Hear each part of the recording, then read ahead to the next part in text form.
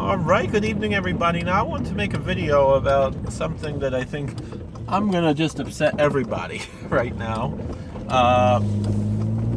But I think it's consistent with what I've pretty much always believed.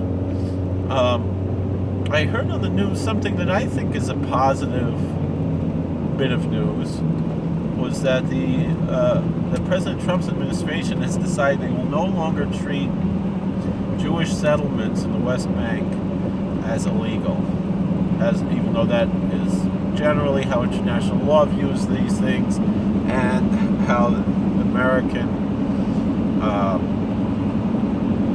administration has been treating settlements, Jewish settlements in what's called the West Bank. Now, the thing is that people know I'm not a Zionist. I would probably be somewhere in the anti-Zionist boat. But, so you would assume that I would be appalled by this. But I'm not. And I'll say why. Now, first of all, my opposition to Zionism is an opposition to political Zionism, but it's a religious opposition and not a political one. The reason why I oppose Zionism is not the same reason why the self-proclaimed Palestinians oppose Zionism. I don't.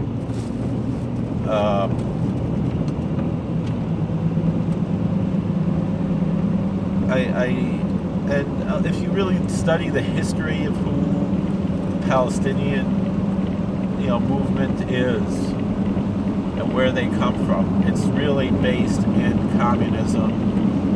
It was inspired by the Soviet Union, and you would think that's strange. Again, based on like our previous video, why would supposed religious Muslims be influenced like this by left-wing atheist groups like the Soviet Union? So it's a very difficult thing to understand there.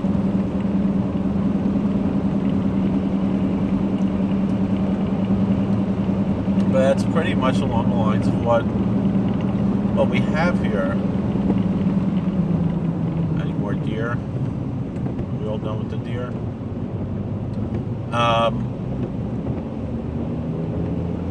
I mean, the truth is, Arafat was not a religious Muslim. He barely knew how to make salat.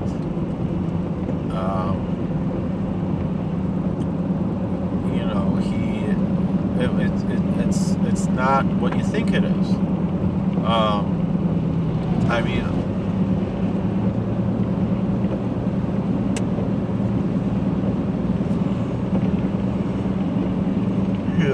he wasn't really a religious guy. He was, But we'll put that aside. This is not a religious conflict, but and I heard on the radio they were discussing this, it really only makes sense that if how we have, and something that really upsets me, to be honest, you are constantly hearing, this is something I never used to hear before, but it's really on the past couple of years that they started to refer to Israeli Arabs as Palestinians who are Israeli citizens, which they never used to refer to them as this. They were always called Israeli Arabs, meaning the Arabs who are actually citizens of the state of Israel. All my life, I always heard them being called Israeli Arabs, and all of a sudden you hear this, that they're being called Palestinians. And even to the point where they'll say, that there's some kind of a lack of loyalty to the Palestinian cause by the Israeli Arabs. Israeli Arabs live better than any other Arabs in the Middle East. So it's difficult, this whole issue, but we'll want to move on from that, but it's connected to this. There are Israeli Arabs, right? And they are Muslims. They have their mosques. They have full freedom to practice their religion. And yet, with that being said, why can't there be Jewish Palestinians? And this is something that it's a complicated issue because we really don't know who's behind this. Because personally, my feeling is that the Israelis would be embarrassed, like when they made the disengagement from Gush Katif. There were many Jews who said they wanted to remain living in their homes, and they would give up and some even said they would give up their Israeli citizenship and become Palestinian citizens. And it's not really clear who did not let that happen, but it's in all practicality, it was the Israelis who did not let that happen, because essentially the Israelis would have been embarrassed if they would be it would pretty much ruin their whole ideology and everything if Jews could live peacefully under Palestinian rule. Now, the fact that supposedly the Arabs destroyed the synagogues, and destroyed not only the synagogues, but the Israeli produce infrastructure of Gush Katif, the greenhouses, all these things, the income sources that Israel just left to them in Gush Katif, in Gaza. But again, I question if that's really historically true. I mean, that's what the Israelis told us. But it's very possible that the Mossad actually destroyed those synagogues, the Mossad destroyed those greenhouses, all the things that the Israelis supposedly left to the Palestinians. But really, in my opinion, again, it's none of my business. I'm an American, and it's really none of my business what they do in Israel. Even Rabbi Soloveitchik said that, who was, the head of the religious Zionists in America. He said it's really none of our business as Americans to tell Israelis how to conduct their politics. But to me, I think the best solution would be for Israel to just annex all the land they won in 1967, whatever's left that they didn't give back to Egypt and Jordan and so forth. And then make a path to citizenship for the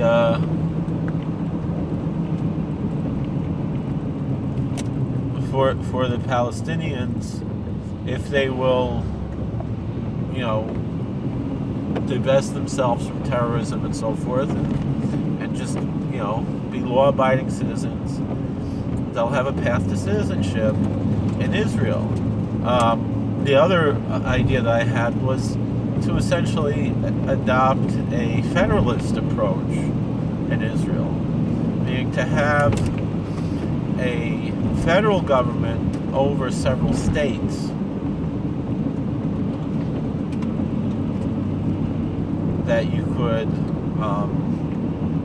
that the federal government would be, non-denominational, and would have essentially like Jeffersonian approach to religious freedom, and not how they have currently in Israel, the Misrad Datot and all that things, where essentially the religion is government run as it is in Germany and so forth, and a lot of European countries, where there is no separation of church and state. And that's how it is in Israel.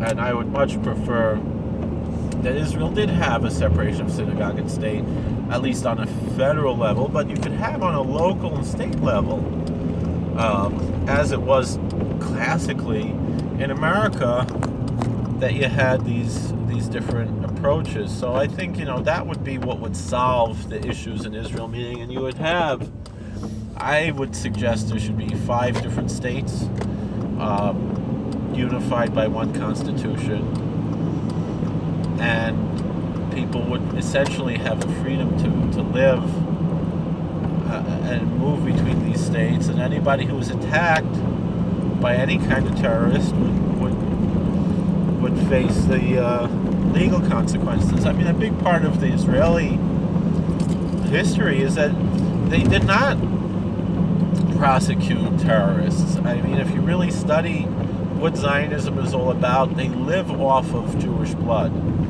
I mean, a lot of people say, oh, the poor Palestinians. The Palestinians are not the victims of the Israelis.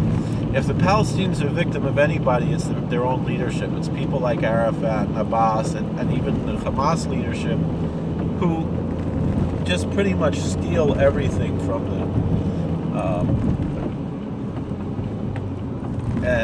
And the level of corruption that is with the Palestinian leadership, it's immeasurable. I mean, the Israelis are pretty corrupt, but the Palestinians, leave them in the dust with how corrupt they are.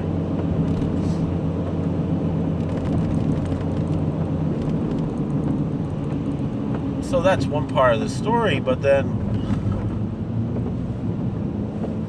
beyond that,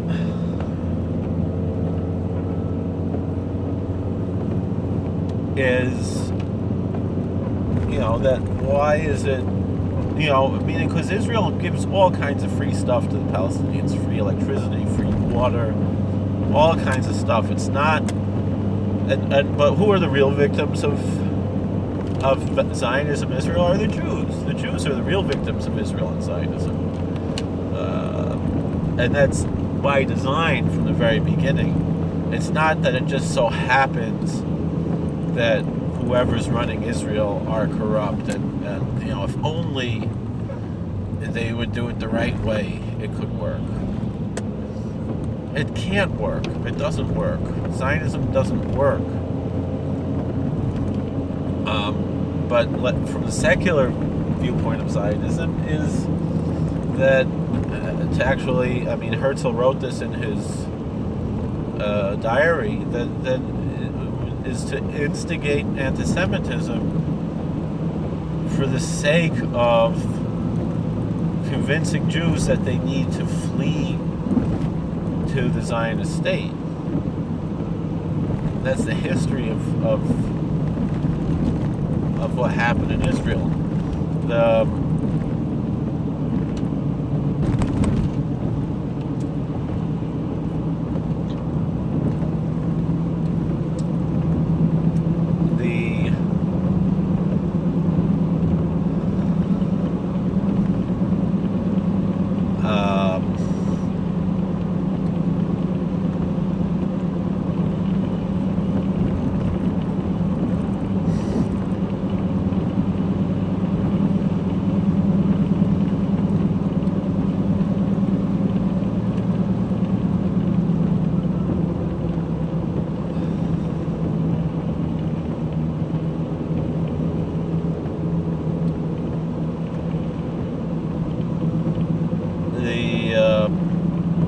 And that's, and then to rip Jews away from their religion. It's also part of the Zionist, secular Zionist ideology.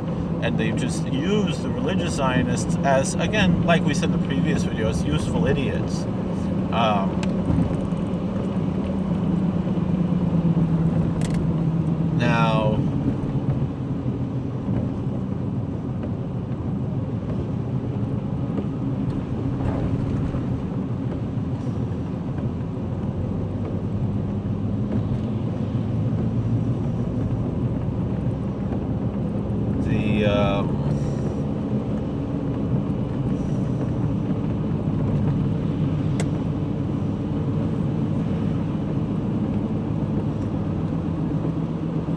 that's one side of the story there.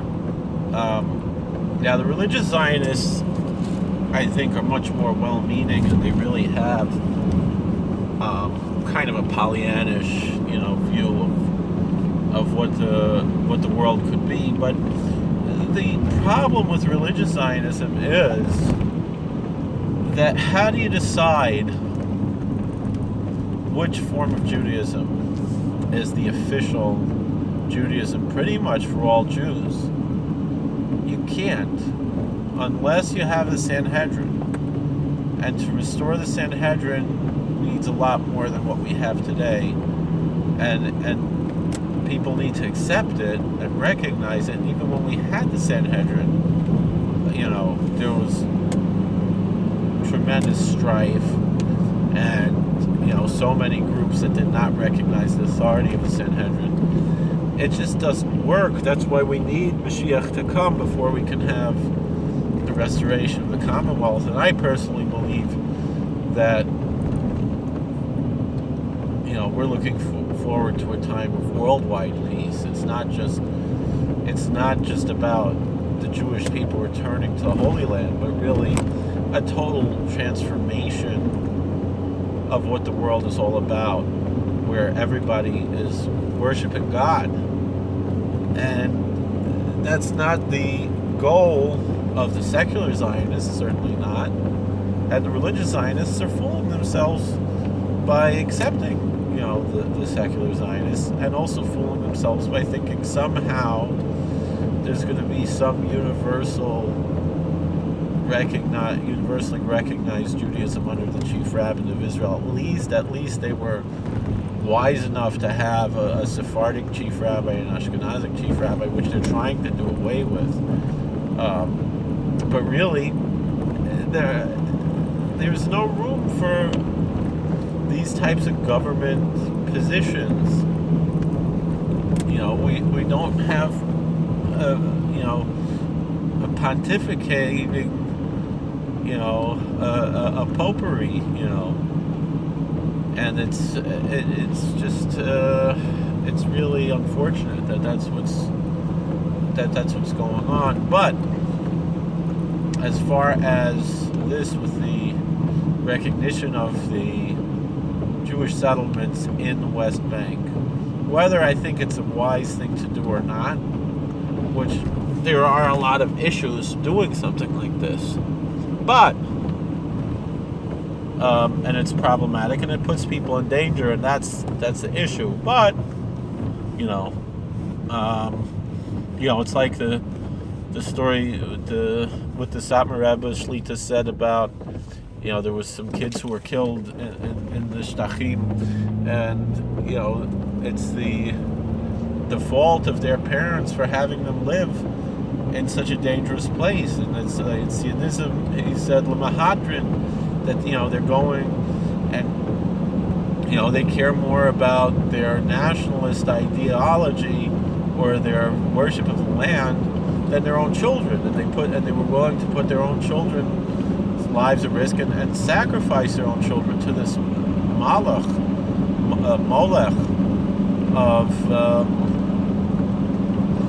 of Zionism. We were warned not to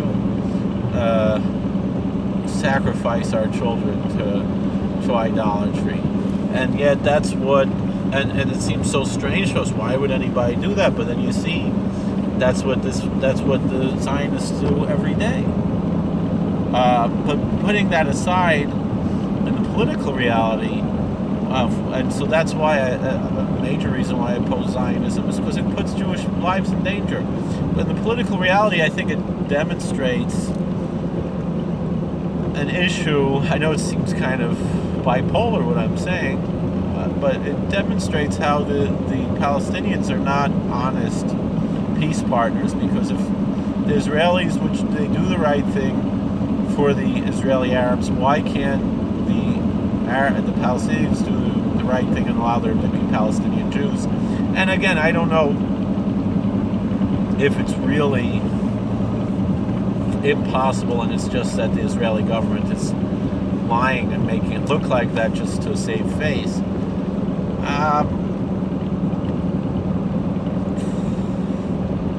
Just to finish this,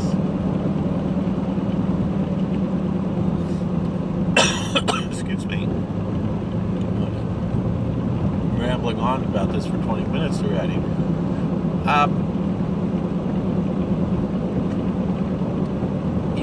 we have to find that balance somehow of saying, this is how it's going to work. But in a way, the settler issue, in a certain way, kind of is there to defeat the ideas of Zionism. That's why the secular Zionists hate the settlers so much. And the settlers, for the most part, hate the Israeli government also. But still, they're making a mistake by putting their families in danger living in these places, But I don't think, it's a complicated issue. It's definitely a very complicated issue.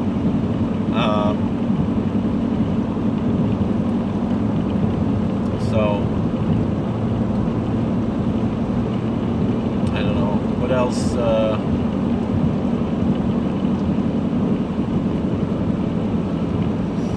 What else can we talk about here?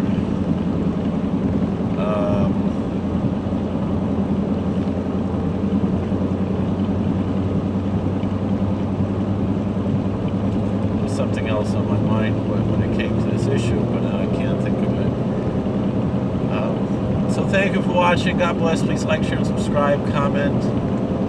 So I guess to put it in a nutshell, I think Zionism is wrong, but I don't think it's so bad that America is deciding to recognize that it's okay for Jews to live in the territories that the Palestinians want to make their own territories. I know Meir Kahana, whose yard site was last week, was Shabbos actually. He talked about making Medinas Yehuda, making a separate, just like the Palestinians are asking for their own country. Why can't the settlers, he says if there's 30 Arab countries, why can't there be 2 Jewish countries? And they were trying to create their own religious Jewish state in the Shtachim. And there was a whole plan around that, but it was really knocked down by the Israelis. And again, I don't think we should have any Jewish state today. I think it's very foolish to have things like this. But we can recognize, what's actually going on here. So there's a lot to talk about. Thank you for watching. God bless. Please like, share, and subscribe. Comment. And let me know what you think. I know this is going to upset a lot of people, but I think it is a positive thing that America is okay with the Jewish settlements in the West Bank. I just think it's not a good idea for Jews to be involved in these things necessarily, But it shows the hypocrisy of the Palestinians, and that's what I wanted to bring up in the end. Why is all this happening? Why are we suffering by the hands of the Palestinians and so forth? You have to look at this from a biblical perspective.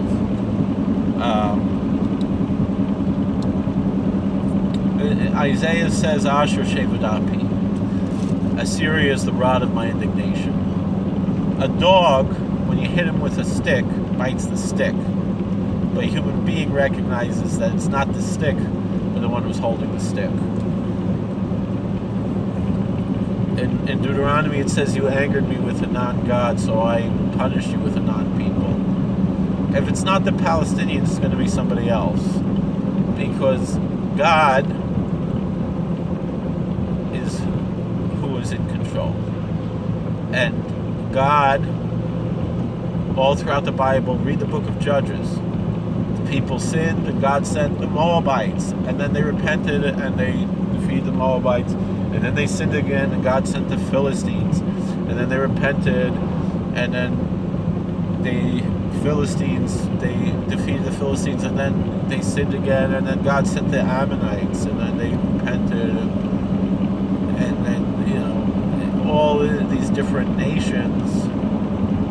that they had to deal with. And then, you read Samuel and Kings, and so you read the book of Kings, and then they sinned, and then God sent the Edomites, and then God sent the Moabites, and then God sent the Babylonians, God sent the Assyrians, God sent the Babylonians. And it's not about these nations being our enemies. It is about whether or not we are going to be loyal to God or not. And if we're not, and if we sin, God will punish us. That is a theme that's all throughout the Bible. And that's what the Jews have to wake up to in the Holy Land, in Israel, and is that the Palestinians are not the issue. We are our own worst enemy. Even Dennis Prager, who's a big Zionist, he said that on the radio today. He said a left-wing person believes America's the problem, and a right-wing person, a religious person, believes I am my own worst enemy. I am the cause of all my problems. I am what I have to fix because I did something wrong, and I have to fix it. It's blaming yourself instead of blaming somebody else. And that's a biblical idea. It's to look at,